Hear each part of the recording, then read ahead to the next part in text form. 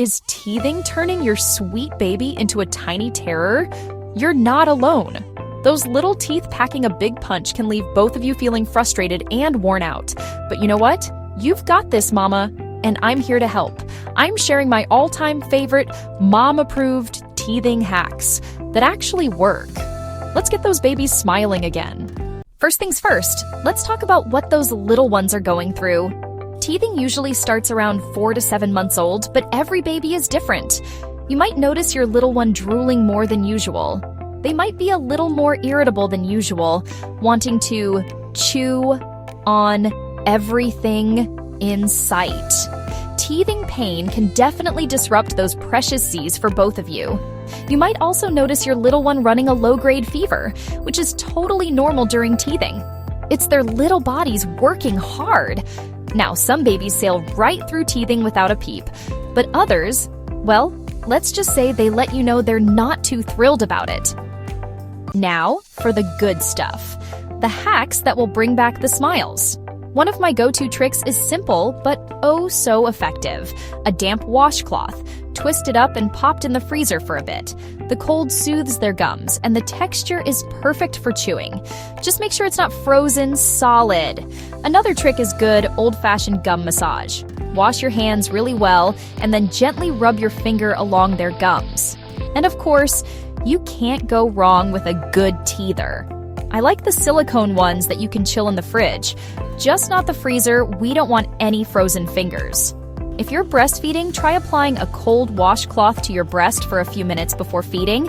It can make a world of difference. Sometimes a little distraction is all it takes to take their mind off the discomfort. A change of scenery can do wonders. Take them for a walk in the stroller, have a little dance party in the living room, or simply cuddle up with their favorite book. And don't forget the power of play. Engaging their minds with toys and games can help them forget about their teething woes, even if it's just for a little while. Plus, it's a great way to bond and create happy memories together. Remember, a little love goes a long way. Extra snuggles, kisses, and reassuring words can work wonders in comforting your little one. Now, just as important as knowing what helps is knowing what to avoid.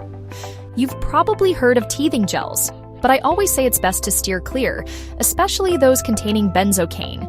It's always best to check with your pediatrician before using any kind of medication. And as tempting as it might be to give your little one a frozen bagel to gnaw on, it's important to avoid anything that could be a choking hazard. Stick to teethers that are specifically designed for little mouths. Teething is a normal part of childhood, but there are times when it's important to trust your gut and call your pediatrician. If your baby has a high fever that doesn't go down with medication, seems inconsolable, refuses to eat or drink, or has any other symptoms that seem unusual, it's always better to err on the side of caution. Diarrhea or a rash can sometimes accompany teething, but again, it's best to check with your doctor to rule out anything else.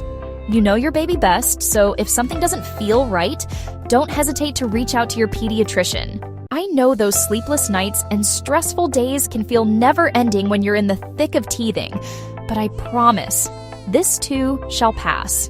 And when those little teeth finally pop through, you'll look back on this time with a mixture of relief and maybe even a little nostalgia. Remember, you are stronger than you think, Mama. You've got this. And if you ever need a little encouragement or advice, my inbox is always open. And don't forget to subscribe for more real mom tips and tricks. We're in this together. Teething is tough, but you're tougher, Mama. I hope these tried and true hacks bring some peace and comfort to your home during this exciting, yet sometimes challenging time. Remember, every baby is different, so what works for one might not work for another. Just keep trying different things until you find what brings your little one relief. And don't be afraid to ask for help when you need it. Subscribe for more real mom tips and tricks, and let's navigate parenthood together, one step at a time.